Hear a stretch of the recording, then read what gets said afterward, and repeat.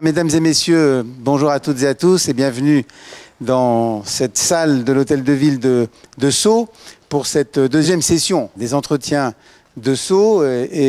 Donc nous sommes heureux de voir que vous y êtes fidèles. Donc merci à toutes et à tous. Je vous rappelle que notre vocation, c'est de devenir un rendez-vous régulier de tous ceux qui travaillent sur le lien ville-université. Au sein du comité éditorial, on s'est rendu compte qu'on sort assez rarement finalement les uns ou les autres de notre zone de confort respective.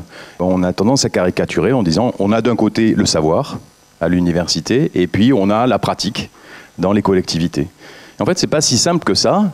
Il y a aussi du savoir chez les professionnels dans les collectivités. Il y a aussi de l'opérationnalité chez les universitaires et chez les académiques. Et c'est un peu l'idée sous-jacente par rapport à la notion de territoire apprenant. À partir d'exemples, d'illustrations très concrètes, nos trois intervenants apporteront leur propre définition de ce que pourrait être un territoire apprenant. Donc je suis effectivement ingénieur de recherche à l'Université de Lorraine. Je suis responsable d'une plateforme de recherche que j'ai créée il y a bientôt 6 ans, au sein d'un laboratoire qui s'appelle ERPI pour Équipe de recherche sur les processus innovatifs. Donc vous l'aurez compris, moi je travaille plutôt sur des questions d'innovation et avec une focale, une spécialité, c'est plutôt l'innovation urbaine. Donc on a développé le Lorraine Fab Living Lab.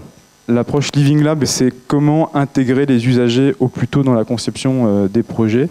Le vrai défi, c'est pas tellement de trouver les mètres carrés, c'est de créer l'écosystème qui va permettre de mettre autour de la table des entreprises, des makers, des associations, des agences d'urbanisme, de développement, etc., etc., et de faire travailler ces gens ensemble alors qu'ils n'ont pas la même temporalité, ils n'ont pas les mêmes contraintes, ils n'ont pas les mêmes règles de fonctionnement, ils n'ont pas les mêmes financements, etc., etc. Et donc, on a commencé avec un premier espace d'une 50aine de mètres carrés au sein d'une école d'ingénieurs, le NSGSI. À côté, on a donc développé surtout des réseaux, des modèles juridiques innovants. Vous avez cité la chaire RAY, donc pour Renaissance écologique des villes, la création de la fondation de l'Université de Lorraine a permis justement de faire des liens entre les entreprises, les territoires, l'université, avec des approches de partenariat, de mécénat et différentes formes de contrats. Et donc, après presque 10 ans de travaux, de réseaux, etc., on vient d'amorcer 2 projets européens, des projets H2020. Un sur les smart grids, donc c'est tout le travail autour des connaissances et compétences à développer entre les territoires, les citoyens, les entreprises, etc. pour penser les réseaux électriques intelligents de demain, enfin même dès aujourd'hui. Et puis un autre, le projet Inédit, qui est de diffuser les approches do it yourself, donc on retrouve dans les Fab Labs au niveau donc là des PME PMI, donc comment transposer des success stories plutôt associatives et institutionnelles en développement économique concret. On a une approche en 3 étapes. La co-création, pour intégrer les usagers dans la phase d'idéation, d'émergence des idées. Le prototypage, c'est-à-dire qu'une fois qu'on a fait les idées, qu'on a fait émerger un certain nombre d'idées, l'idée, ça va être de les matérialiser rapidement pour pouvoir les comprendre, les appréhender différemment. Et puis du test par l'usage pour pouvoir valider en situation le plus tôt possible de la pertinence des concepts. Donc là, on est sur un projet plutôt type industriel, donc la création d'un stabilisateur vidéo. On a fait des séances de créativité, il y a eu des prototypages et ensuite le produit a été développé avec des plateformes de crowdfunding et c'est un produit qui est aujourd'hui commercialisé. Le projet Vélostand connecté, le défi, c'était de dire comment le vélo rouge, qui sont les vélos de location longue durée de la métropole du Grand Nancy, qui cohabitent avec les Vélib qu'on peut également avoir à Nancy, comment on peut le connecter et qu'est-ce que ça signifierait. Et donc on a fait toute une étude qui vont des approches de diagnostic, d'analyse des besoins, etc., jusqu'à des mises en situation d'usage et notre installation à la Foire internationale de Nancy où on a fait du test in situ avec des usagers. Autre illustration, c'est des projets plutôt artistiques et culturels avec une mobilisation du Fab Living Lab sur des projets de conception d'instruments de musique. La mise en place d'un robot jardinier à l'occasion des fameux jardins éphémères de la Plastane. Donc là, qui est aussi une occasion de faire du développement pédagogique pour des étudiants de la conception avec les étudiants de l'école des mines, du design, l'école du design, etc. Et en même temps, de présenter au grand public, qui a permis après de faire la discussion autour du robot, l'agriculture urbaine avec les habitants, avec les élus. Autre illustration, on a créé en fait en 2017 les Open Citizen Lab. Donc à Nancy, on a la foire internationale qui rassemble des dizaines de commerçants pendant 10 jours. C'est environ 100 à 120 000 personnes qui viennent pendant 10 jours pour a priori consommer. Et l'idée en fait c'est de faire venir des chercheurs, des élèves ingénieurs, de travailler avec les entreprises partenaires avec lesquelles on a l'habitude de faire des projets, avec les collectivités territoriales pour mettre en situation des projets et profiter du flux de gens qui viennent pour créer des interactions, pour présenter les projets, pour recueillir leur expérience, leurs sentiments et montrer aux citoyens, aux usagers qui passent qu'ils peuvent être vraiment des contributeurs sur l'innovation. Pour conclure, permettre les expérimentations, encourager les itérations, favoriser l'apprentissage mutuel, prendre son temps pour les projets. Ce que je vous ai présenté en quelques minutes, c'est plus de 10 ans de travail. Faire dialoguer les acteurs, oser et se lancer, parce que c'est pas toujours évident, mais quand on prend le risque, je pense que ça paye. Mais le vrai défi, c'est quand même de dire finalement d'où partons, donc la question du diagnostic, et pour aller où, et comment on mesure le voyage qu'on fait, comment on évalue qu'on a appris quelque chose. Et je pense que ça, c'est vraiment un défi à la fois pour les chercheurs, mais également pour les managers de projets, les décideurs politiques et techniques sur les territoires. Et donc, je pense qu'il y a des choses à développer. En tout cas, nous, on va le faire dans le cadre du sillon lorrain sur les questions de capacité à innover des territoires, de capacité à faire travailler des acteurs ensemble, malgré leur diversité, malgré les temporalités différentes. Je trouve que c'est une expérience extrêmement riche. On voit bien que c'est beaucoup de mobilisation. Qui dit mobilisation dit beaucoup de temps, beaucoup de compétences, beaucoup de moyens, y compris de moyens physiques, pour réaliser un certain nombre d'événements. Et donc, je voudrais comprendre également aussi le modèle économique de cette collaboration. Je me demandais qui était ce « on », parce que vous dites toujours « on »,« nous ». Est-ce que ce sont seulement des chercheurs? Est-ce que c'est toujours en fait dans un même sens, c'est-à-dire vous allez chercher différents acteurs? Ou est-ce que c'est aussi les acteurs du territoire qui interpellent des universitaires et qui montrent aussi leur savoir? Donc voilà, qui anime, qui va chercher? Comment on pérennise aussi des coopérations? Sur le modèle économique, ce que je n'ai pas précisé, c'est que par exemple la plateforme qu'on a, c'est 400 mètres carrés qui sont hors des murs de l'université en fait. Donc là, typiquement, c'est un partenariat intelligent avec la métropole qui dit, bah voilà, nous on y trouve notre intérêt parce qu'on peut expérimenter, les gens peuvent venir. Par contre, nous on doit jouer le jeu et on doit effectivement rester ouvert. Donc par exemple, on prête la plateforme tous les jeudis soirs à une association Fab Lab. Enedis a été l'acteur impulseur financeur de départ en 2014 dans le cadre de la Chaire Rêve et ils ont mis de l'argent sur la table à travers du mécénat. D'autres partenaires financeurs sont venus, d'autres industriels, les réseaux des PME-PMI, qui est notre réseau historique de recherche. Et après, parce qu'on est chercheur, on a la possibilité d'avoir des projets en région, des projets ANR, qui permettent aussi de se laisser le temps, là pour le coup, de financer du temps de recherche. Gros avantage aussi d'être universitaire, c'est qu'on a l'occasion d'avoir des exemples un peu partout dans le monde, et donc on peut bénéficier donc, de l'expérience de nos autres collègues, ce qui permet d'ailleurs de trouver des gens, notamment pour l'animation, puisqu'on a un certain nombre de doctorants, de post-docs, des chercheurs qui mouillent un peu la chemise, qui vont sur le terrain.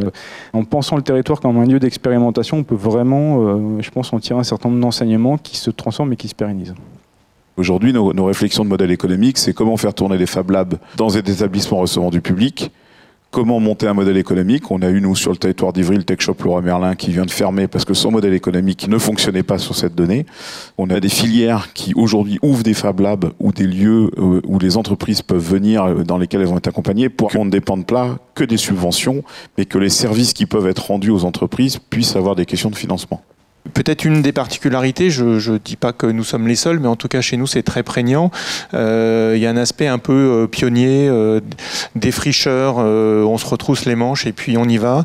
Et les deux paradoxes, c'est que d'une part, tout s'est construit en tournant le dos à la nature et en tournant le dos à l'Oise, par exemple, alors qu'il y a une base de loisirs formidable, qui est la première base nautique d'Europe, etc. Mais ça se voit pas. Et puis donc le deuxième paradoxe, c'est qu'on est 30 000 étudiants d'enseignement supérieur et éparpillés, dissous dans la ville. Et donc, alors ça fonctionne bien parce que finalement ça se mélange bien, mais ça se voit pas et du coup l'identité ne ressort pas.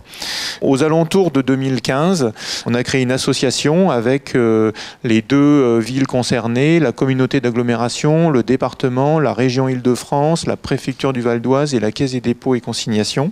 On a validé une espèce de ligne stratégique qui dit que l'enseignement supérieur doit devenir une ligne stratégique claire, visible pour Cergy, et de notre côté, réaffirmer cette identité d'université internationale qui s'incarne dans un campus. Ce campus international fait la part belle à la possibilité d'accroître l'arrivée d'étudiants internationaux dans nos écoles et universités, mais aussi les étudiants du territoire qui viennent dans nos établissements.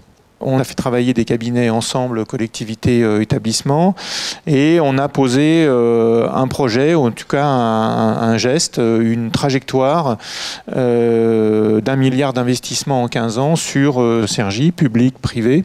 On est sur de la réorganisation de nos bâtiments universitaires pour rendre hommage à la nature et la rendre plus présente au cœur de nos dynamiques. En particulier, on a un parc auquel tout le monde tournait le dos, et donc les SEC se retournent sur le parc. Une école d'art va se réimplanter juste en lisière du parc. On va retravailler les mobilités de l'université vers le parc, etc. En 2017, on a ouvert le Fab Lab de Cergy sur la dalle, en dehors de l'université, avec vue sur ce parc magnifique, et ouvert à tout le monde, et tout le monde a le droit de pousser la porte, de poser des questions, et ça marche. Et donc il y a par exemple une start-up issue d'un labo de robotique qui travaille sur des robots pour l'horticulture, déplacer des pots, etc., avec de l'intelligence embarquée. On a un laboratoire qui s'appelle Texolab, qui travaille notamment les architectures scolaires, et puis qui fait venir des classes pour travailler des nouveaux usages. En septembre, un lieu qui s'appelle La Turbine, qui va être ouvert aux entrepreneurs, aux créations d'entreprises, et puis un lieu de vie et de savoir où à nouveau vont se croiser citoyens, étudiants, et autour de lieux d'innovation. Quand on a mis bout à bout tous les programmes CPER qui sont en route, les programmes de logement étudiant, la rénovation du grand centre, la reprise des mobilités du campus, la reprise du pôle gare qui va mieux desservir l'université notamment, et puis un certain nombre de nouveaux outils qu'on est en train de créer, on est déjà à peu près à 500 millions de réaliser ou d'engager. On intensifie évidemment un lien politique régulier entre nous pour se tenir au courant. On travaille du marketing territorial, et puis on a des recrutements communs, chefs de projet du campus international, et puis urbanistes également. Et là, on met tous de l'argent dans un pot commun pour faire ces recrutements, tous ensemble, pour mettre en œuvre tout ce programme-là. Vous êtes dans un territoire qui est dans une centrifugeuse, parce que tout autour, il y a le reste de l'Île-de-France, avec des poids lourds, Paris Intramuros, Saclay, de l'autre côté. Et donc, ce que je voulais simplement vous demander, comment vous avez-vous intégré cette démarche dans le contexte régional, la première région de France, pour voir un peu comment vous avez appréhendé cette approche? C'est important de se poser la question de ces populations de jeunes en particulier qui ne sont pas ou peu ou plus scolarisés, qui regardent ça avec une certaine envie, une certaine amertume. Comment est-ce qu'on arrive à les faire rentrer dans ce processus de travail en commun ? À l'Université de Cergy, on est traversé par le sujet de l'éducation, par l'ESPE de l'Académie de Versailles, qui est une composante de mon université. On forme à peu près un prof sur 10 du pays. On est en train de préparer un gros projet sur le travail dans les écoles maternelles, les apprentissages des fondamentaux, la transformation des classes. J'ai mentionné tout à l'heure un gros programme que l'on a autour de l'architecture scolaire. Donc il y a une chaire, il y a la CDC et puis Bouygues qui sont derrière, et des programmes un peu partout en France de rénovation scolaire qui sont suivis par l'équipe de chez moi. On travaille nos liens avec les lycées pour que les jeunes se projettent et se posent les bonnes questions par rapport à l'enseignement supérieur. Et on développe pas mal des programmes de première et deuxième année très professionnels, très en lien avec les métiers, les gestes des métiers. On est sur une ligne de crête entre répondre aux besoins d'un territoire avec une diversification des enfants qui est très large, large, et donc la nécessité pas uniquement de répondre par des filières sélectives très très difficiles académiques, mais également par beaucoup de filières professionnelles diversifiées adaptées à tous. Voilà, on a ça, et en même temps, on doit tracer notre route d'université internationale dans le concert international. On a déposé un projet d'université européenne avec Warwick, qui est une belle université anglaise, avec la Pompeu Fabra en Espagne, qui est une des premières en Espagne, etc. Donc voilà, on trace notre route entre les deux, et on doit tenir les deux, sinon on n'est plus nous-mêmes à Cergy. Le territoire dont je vais vous parler, c'est le Clunisois. Le Clunisois, c'est dans le département de la Saône-et-Loire.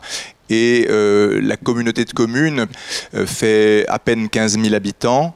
La ville-centre, vous verrez, c'est une énorme métropole de 5 000 habitants. Et chacune des 41 autres communes qui constituent la communauté de communes ont en moyenne 200 habitants par commune.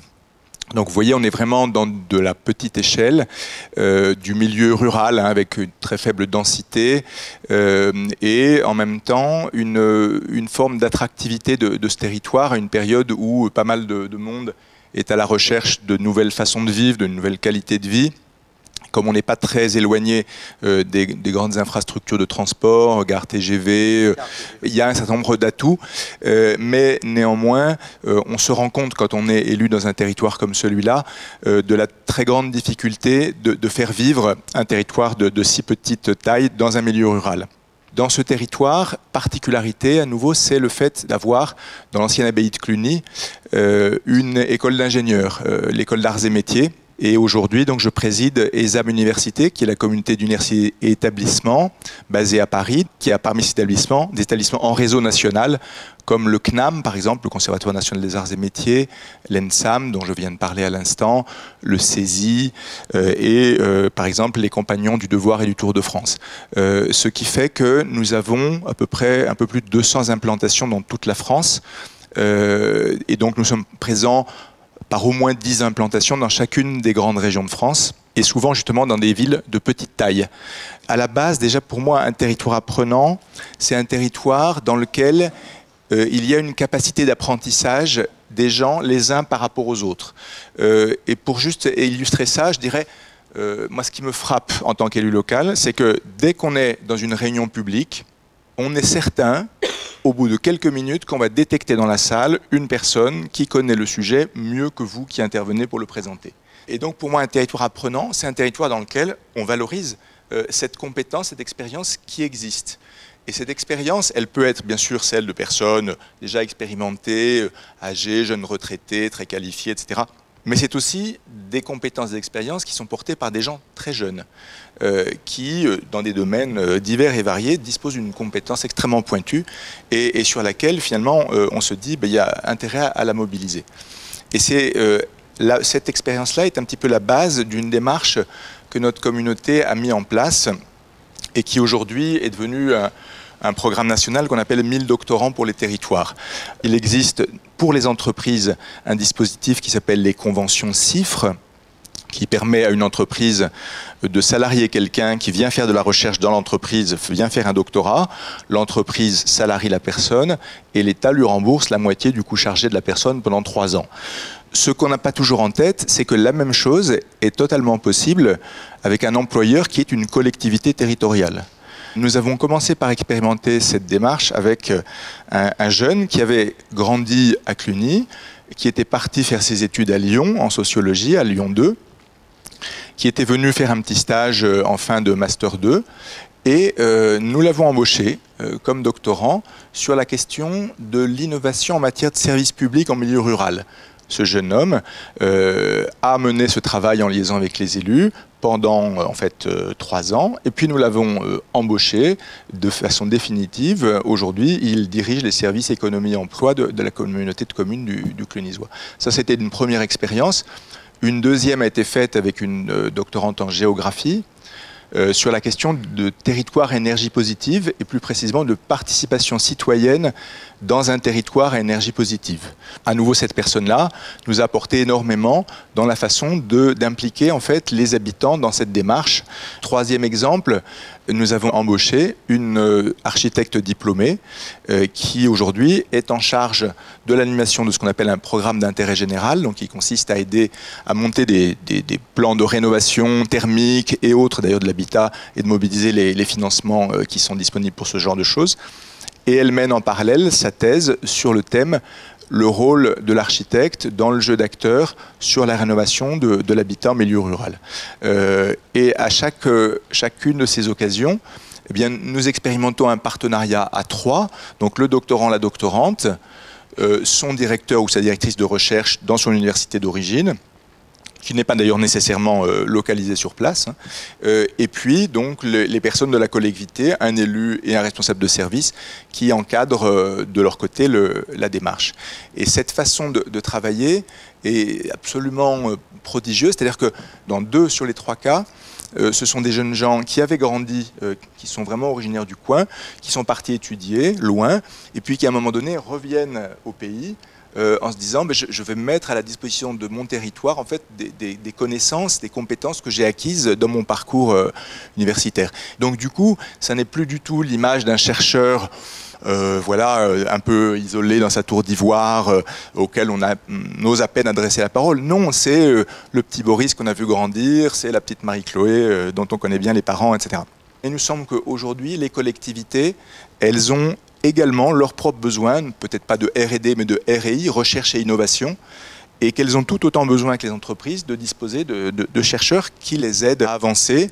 Il y a à peine 10 ans, il y avait des DDE, des DDA, des DAS, etc., tout un tas de services de l'État qui étaient là, qui vous apportaient de l'ingénierie, qui vous apportaient du financement, qui vous aidaient à monter un projet. Aujourd'hui, tout ça a totalement disparu et donc il faut se réinventer en fait une intelligence territoriale. On a donc lancé ce programme pour sensibiliser dans toute la France une minuscule expérience comme celle que je viens de vous raconter. Ça peut se décliner en fait. Il n'y a pas de raison qu'il y ait juste à un endroit qu'on le fasse. Il me semble que cette question du territoire apprenant, on a besoin de la travailler sans du tout délégitimer le savoir savant, au contraire, mais aussi, je crois quand même, dans une manière dont les pouvoirs publics et les puissances publiques au sens large relégitiment du savoir qui est aujourd'hui du savoir d'usage, du savoir multiculturel, du savoir qui n'est pas reconnu, et que je crois que la question est de chercher dans ces logiques-là à arrêter d'opposer éventuellement ces 2 dimensions, mais d'arriver à les nourrir d'une façon forte. Et il me semble que c'est quand même un sacré fil à tirer pour refaire de chacun un citoyen légitime. Moi, je retiens 3 choses. C'est que être un territoire apprenant aujourd'hui, c'est nécessaire, c'est possible et plus qu'on le pense, et ça s'anime. Nécessaire parce que le monde dans lequel on vit est de plus en plus complexe, parce que c'est un monde qui se fracture, et parce que c'est un monde qui va très vite. Et puis aussi, j'ai retenu ce qu'a dit Jean-Luc Delpech à propos de la perte d'expertise apportée par les services de l'État, et qui effectivement rend les communes plus seules, plus vulnérables, alors qu'effectivement elles ont la nécessité pour faire face à ces problèmes d'un monde de plus en plus complexe, à faire de la R&D ou de la RI, puisque c'était le terme de Jean-Luc. Donc nécessaire et possible, parce qu'en fait il y a des ressources, et beaucoup plus de ressources insoupçonnées sur nos territoires. Alors il y a des ressources au sein des établissements d'enseignement supérieur, mais parmi les citoyens, au sein de nos collectivités, avec nos élus, nos personnels, etc. Également, autre chose qui m'a frappé, il n'y a pas forcément d'opposition entre l'excellence de la recherche internationale et puis un travail expérimental avec le territoire, et ça c'est plutôt encourageant. Enfin, un territoire apprenant, ça s'anime. J'ai retenu notamment des choses assez simples, prendre du temps et faire confiance. C'est pas très techno, et pourtant je pense que c'est indispensable. Il y a aussi, je pense, en reconnaître que le savoir, il est pas forcément d'un seul côté. Il y a le savoir profane, donc une certaine humilité, mais en même temps être capable d'oser. Oui, des moyens, il en faut pour faire fonctionner ces lieux d'interface, pour favoriser ces collaborations multiples, mais si on est capable de démontrer qu'il y a des bénéfices pour le territoire, bénéfices pour les usagers, des bénéfices pour l'entreprise, des bénéfices pour la collectivité. Les financements, ça passe par l'évaluation. Donc nécessité d'évaluer, nécessité de mesurer. Et si on démontre, si on prouve qu'effectivement il y a une plus-value, alors je pense que les financements pour des territoires apprenants, on les aura. Notre tradition étatique est en train de se transformer totalement. Ce que l'on est en train actuellement de réinventer, c'est un autre État qui devra être un meilleur État pour tenir compte des réalités, et qui devra du même coup accepter de redistribuer des responsabilités des initiatives dans des conditions conformes à son changement. On visite effectivement la manière de forcer l'espace du dialogue et la perméabilité entre tous ces horizons. Et il faut continuer à petit montrer que chacun peut être totalement différemment, 10 fois plus potentialisé dans ce qu'il est quand il l'est avec les autres. Et c'est un peu les exemples qu'on a eus aujourd'hui. Voilà, merci de votre présence et de votre attention. Voilà, merci à toutes et à tous. À la prochaine.